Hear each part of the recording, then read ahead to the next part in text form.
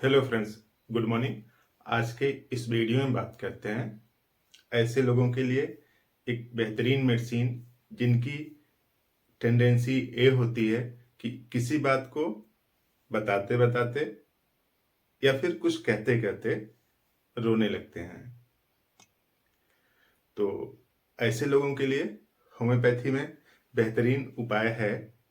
एक मेडिसिन है पल्सिटिला, जो यहाँ पे लिखा है, और दूसरी मेडिसिन है सिपिया। ऐसे लोगों के लिए अच्छा सूट करती है, जो कुछ भी बताते समय या फिर बोलते समय रोने जैसा उनका चेहरा हो जाता है या इवन रोने लगते हैं। तो अगर आपके नियर बाय किसी को भी अगर ऐसी दिक्कत है तो आप समझ लीजिए कि उसके लिए बेहतरीन मेडिसिन हो सकती है पल्सेटिला और सिपिया। आज की इस वीडियो में बात करते हैं पल्सेटिला की, नेक्स्ट वीडियो रहेगा सिपिया के बारे में। तो देखिए दोनों में बेसिक सा डिफरेंस क्या है। एक पल्स है, पल्सेटिला है, दूसरी सिपिया है। दोनों में वीपिंग टेंडेंसी है, यानी ये भी अपनी बात बताते बताते या फिर जल्दी से रोने लगते हैं। लेकिन इस सिपिया में क्या है, यूटराइन ट्रबल है, यानी यूट्रस में भी कुछ दिक्कत है, जिससे यूट्रस प्रोलैप्स हो सकता है, यानी जो अंदर वाला पार्ट है यूट्रस वो बाहर निकल सकता है। तो यूट्राइन डिजीज है और उसके साथ साथ रोने की टेंडेंसी है। और जो हर्पिस सर्सिनेटस है तो इस तरह से आइसोलेटेड स्पॉट में है, इस तरह से, जिसको रिंगवर्म बोलते हैं। तो इस तरह से अगर है तो उसकी मेडिसिन क्या है, सिपिया। और पल्सेटिला में इस तरह से है कि यहां भी वीपिंग टेंडेंसी है लेकिन ड्राइनेस है, ड्राइनेस ऑफ माउथ, माउथ का ड्राइनेस है, यानी आंख से आंसू तो आ रहे हैं लेकिन मुंह सूखा हुआ है। तो ऐसा जो अगर डोमेन है तो आप पल्सेटिला के हैं। तो पल्सेटिला को बेसिकली ये समझा जाता है कि फीमेल रेमेडी है, लेकिन ऐसा नहीं है। सिम्टम्स किसी से भी मैच करे तो आप उसको दे सकते हैं, चाहे मेल हो या फिर फीमेल हो। तो वीपिंग टेंडेंसी है और उसके साथ साथ माउथ ड्राई है, सूखा है, प्यास नहीं लगती।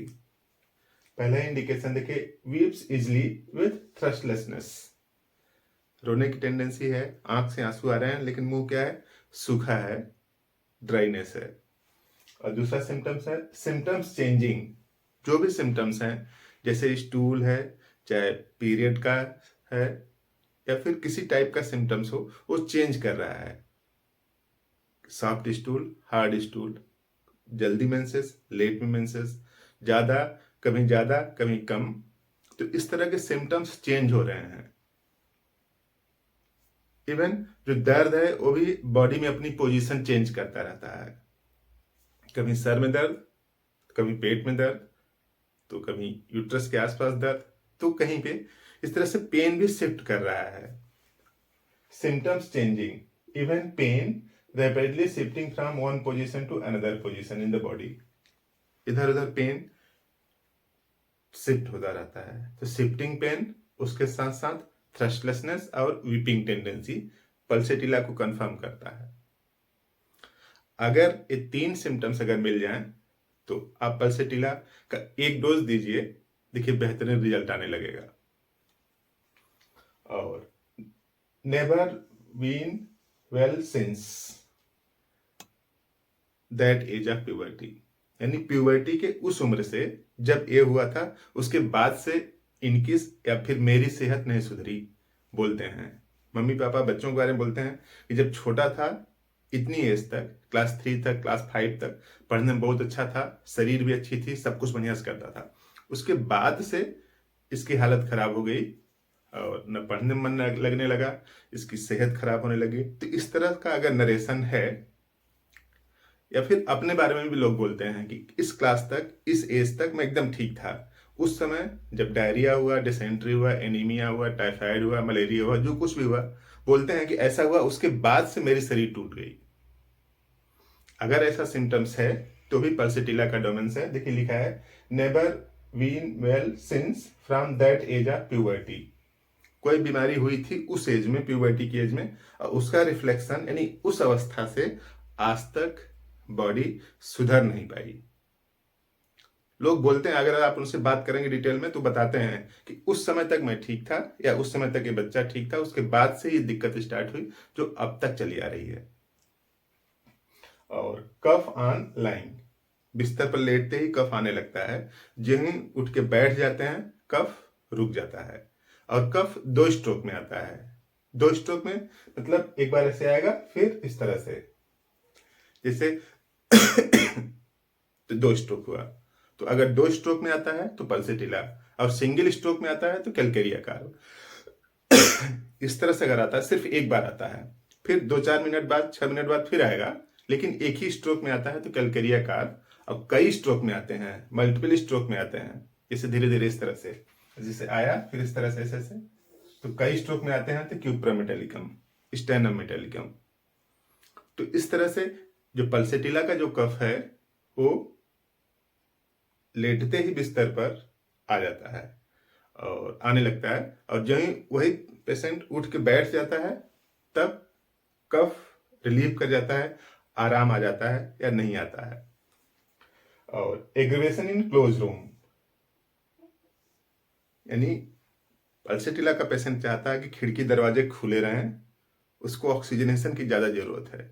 जब ही आप कमरा बंद कर देंगे, खिड़की दरवाजे बंद कर देंगे, तो उसको सफोकेशन आने लगता है, अच्छा नहीं लगता। और जिस तरफ दर्द है उस तरफ लेट जाए, लेटने से उसको दिक्कत में रिलैक्स नहीं होता है। उसके अपोजिट साइड, यानी जिस तरफ दर्द नहीं है उस तरफ लेटने से उसको कंफर्टेबल महसूस होता है। और फैट रिच फूड, तेल या तेल से बनी हुई चीजें, अगर तेल उसमें ज्यादा है तो भी उसको दिक्कत हो जाती है फैटी फूड खाने से, ऑयली फूड खाने से। तो इस तरह के इंडिकेशन हैं पल्सेटिला के बारे में। पल्सेटिला बेहतरीन मेडिसिन है, ठीक तरीके से काम करती है। अगर 2-3 सिम्टम्स मिल जाएं तो समझ लीजिए कि ट्रायंगल बन चुका है, और उस ट्रायंगल पर वो मेडिसिन बेहतर काम करती है। तो पहला यही है कि थ्रस्टलेसनेस, पेन चेंजिंग, शिफ्टिंग और वीपिंग टेंडेंसी।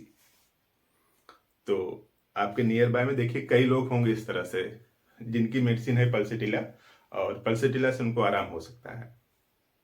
तो इसी तरीके के और बेहतरीन वीडियो आपको मिलते रहें। चैनल को सब्सक्राइब करना पड़ेगा, नीचे जो रेड कलर के बटन दिख रही है दबा के उसको काला कर दीजिए, सब्सक्राइब हो जाएगा और आपको नया नोटिफिकेशन मिलता रहेगा। तो आपने पूरा वीडियो देखा, थैंक यू।